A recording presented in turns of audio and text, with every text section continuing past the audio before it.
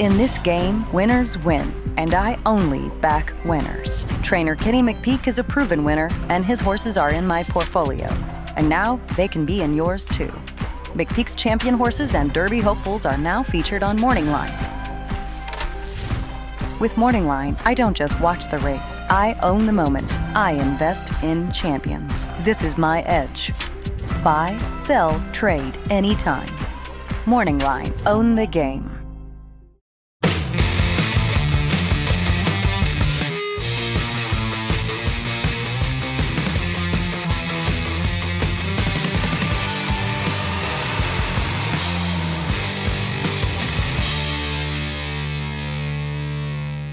Hi everyone, David Aragona and Mike Beer taking a look at the stakes event that will kick off stakes action on Pegasus World Cup Saturday. The fifth race on that 13 race card is the Grade 3 Christophe Clement, going the 1.5 mile distance for the older fillies and mares. Before we get into the handicapping for that race, this video is sponsored by Morning Line. Old school ownership locks you in with fees, markups, and no exit. Morning Line offers a modern alternative, licensed access to elite racehorses with flexibility to buy, sell, or trade anytime, no ongoing costs.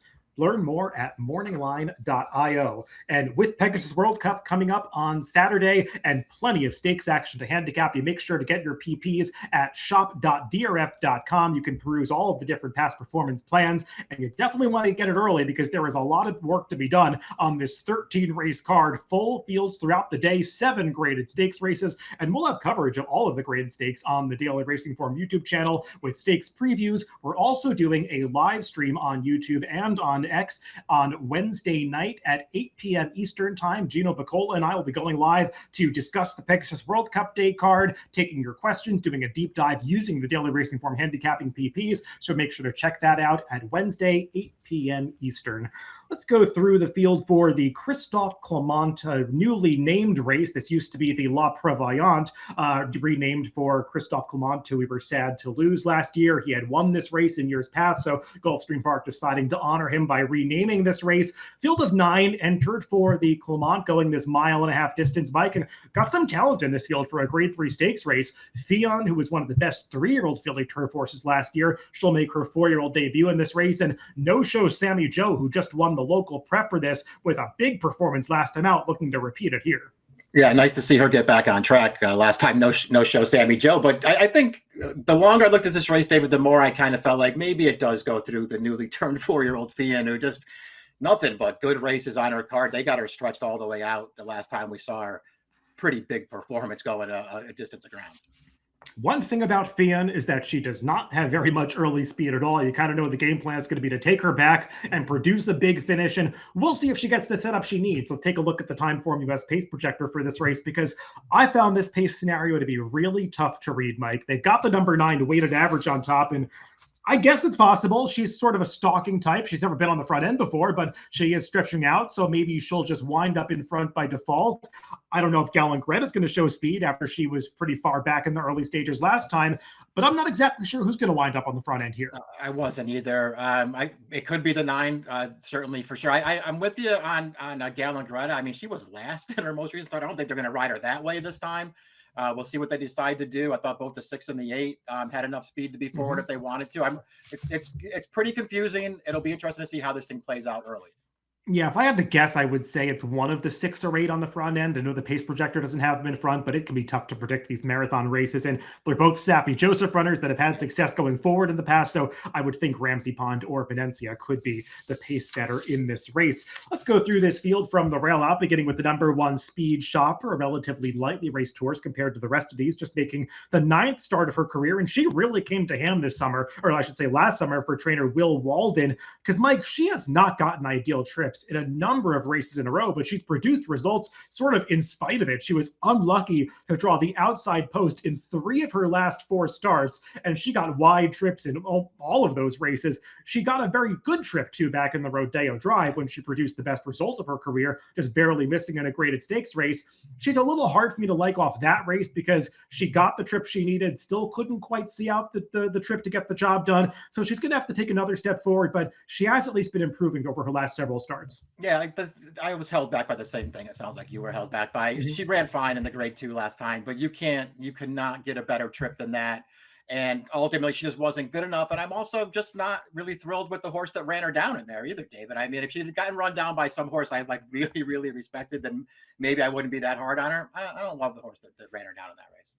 I did like her last race at Turfway, another just wide, uncovered trip. She still got the job done, but she might have to do even a little better than that. The number 2, Alluring Angel, she beat one of the favorites in this race when she won the Long Island 2 back at Aqueduct, just got towards the front end, stalking and then taking over on a very slow pace. They were pretty much walking up front. It turned into a sprint home, and she was able to hold off the late charge of no-show Sammy Joe, who was coming from much further back in that race. But Mike, last time out in the Via Borghese, what happened? I mean, she was just awful in that race. The trip was not ideal because she was hung out wide, didn't really get cover in there, but I still wanted to see her do a little more running in the stretch. Yeah, I'm with you. I am gonna give her an excuse for that race because I just hated the ride that Junior gave her in that race. I don't know what he was doing in there, but I think ultimately it wound up really costing her, and she gave it up. Now listen, her last 2 races, as you've already laid out, they're a tale of 2 trips because she got a super soft one 2 starts back, and I thought she was kind of lucky to win that race, and then she had a terrible one last time. And so what I'm gonna base my analysis of her off, David, is I've just always liked her. I thought she was a good horse right from the start. She can get any kind of a trip in a race. So I'm going to expect Junior to do a little bit better this time as he retains the mount. I think she's going to bounce back with a better performance here. You will note she was a little ranked last time. They're taking the blinkers off for this race. Junior is not a rider that ever likes to find himself on the lead outright. So I'd imagine they're not looking to be in front in here. But as you said, she could wind up in a stalking position in the pocket. The number 3, Gallant Greta, she finished second in the Via Borghese that we'll keep talking about. She was well behind the winner, no-show Sammy Joe, though. And it kind of felt like she was just picking up pieces, Mike, because there were plenty of horses that were vying for the front end in there. It felt like a race that kind of fell apart behind the winner, and she was just passing tired rivals to get up for a second. I mean, she was so far back early because she did kind of have a rough start where, I mean, she broke out a little bit and then was further back than they really wanted to be. I still wonder if she's a horse that's going to keep getting better going a mile and a half, though.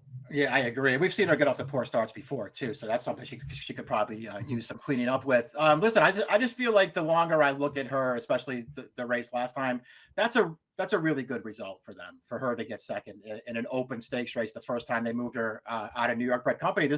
They did a great job with her and got her really good off the layoff last year as a 4-year-old, and then they parlayed it into a open stakes placing last time. Good result for them. I'm going to make her prove it here, make her back it up here, and she's going to need a better trip to do that.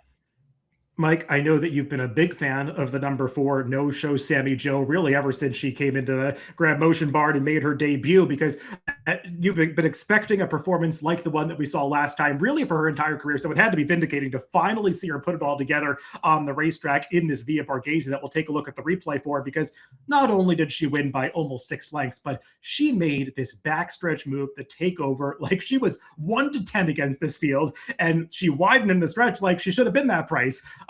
This was just a breakout effort for her, but it's not like she had never run well prior to this. She had always had talent.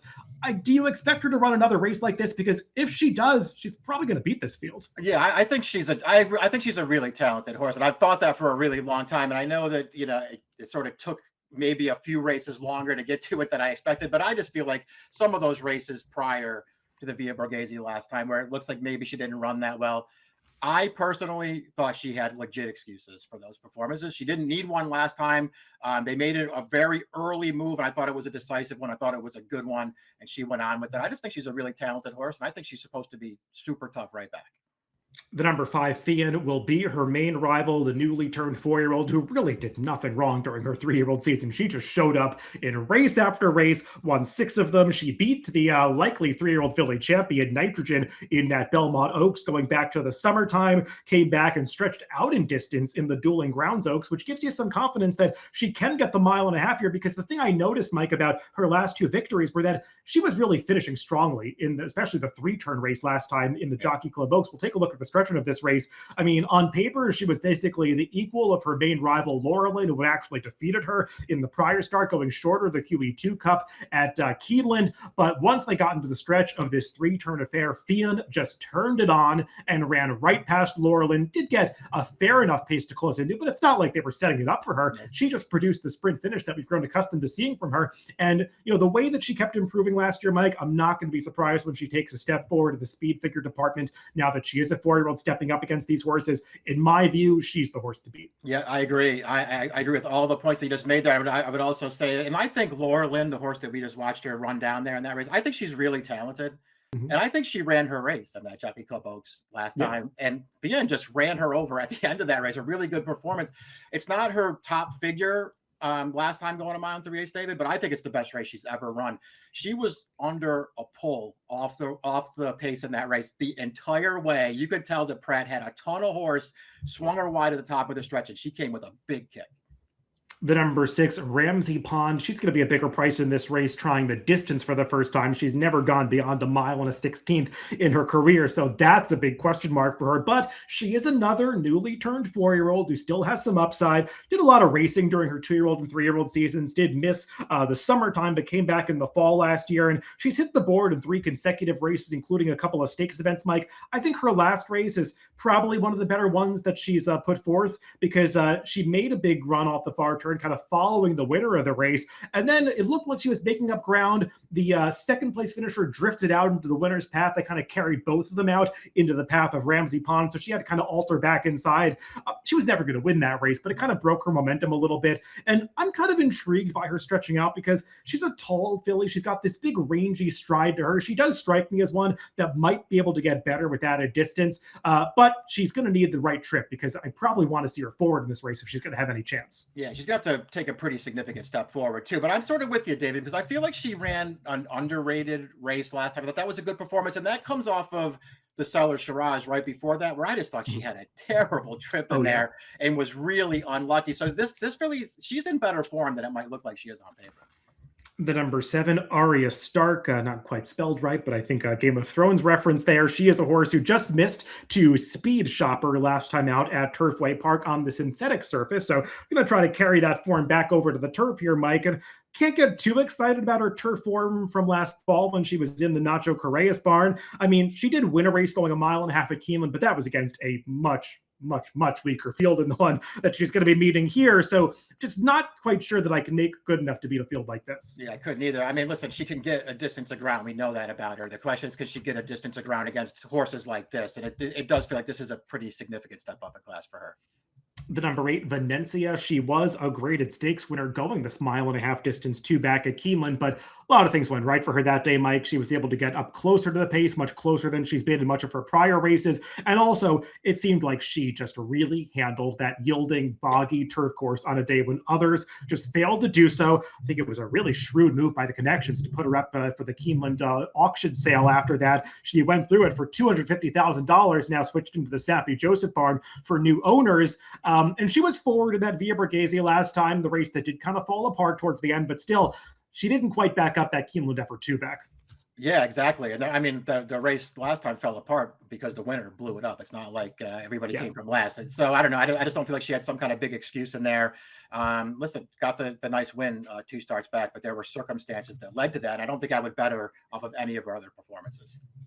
And then closing out the field is the number 9, Weighted Average. She's going to be making her belated stakes debut, because it took her a long time to break her maiden for a Chad Brown trading, especially one that was short prices so many times. She took 8 races to finally get that maiden diploma. But Mike, you look back at some of the fields that she faced in maiden company, and they were good horses. I mean, you kind of look back at the first 7 races of her career, the winners of 6 of those 7 maiden races all came back to win their next starts. You don't see that too often, and there were a couple of future stakes winners in there. So she finally got the job done at her 8th start. She came right back to beat winners last time at Churchill Downs. She is going to be facing way tougher rivals than she met in those races in Kentucky last fall. But she does still have upside going out for a dangerous barn. Yeah, I think all those things are true. I saw all the same stuff you did. I know that took her a while to break through, but there are some tough beats in there along the way. And then she finally just blows out maidens, comes right back to win again, which I think is a good sign for her as well. I don't think, stretching out in distance is necessarily a big deal for her. Ideally, David, with a horse like this, you'd like to get some kind of really big price if you liked Yeah. her, and you don't always get that with Chad Brown. So that'll hold me back a little bit, but I'm not going to be surprised if she can go with these horses. Let's go to our picks for this Christophe Clement, the fifth race on Pegasus World Cup Saturday. And Mike, I personally had a lot of trouble looking past the two likely favorites in here, No Show, Sammy Joe, and Fionn. For me, it was kind of a coin flip. I had trouble splitting them. I do just prefer the consistency of Fionn, so I put her on top. I have some interest in the number 6 Ramsey Pond. Just given the strength of the two favorites, I couldn't go for a long shot in this spot. You're going to go with the number 4 No Show, Sammy Joe, who I know that you've been a big fan of throughout her career. Yeah, that's a good call, getting Ramsey Pond in there, maybe somewhere underneath. But I'm with you. I mean, I feel like the 4 and the 5 are the two right horses. I'm going to try to split them with Alluring Angel, only because I do feel like she's good enough if she can work out the right trip. And I'm just going to expect her to get a better one than she got last time. 5-4-6-1 for me and 4-2-5-9 for Mike in the Grade 3 Christophe Clement Race 5 on Pegasus World Cup Saturday. Good luck if you're playing the races this weekend.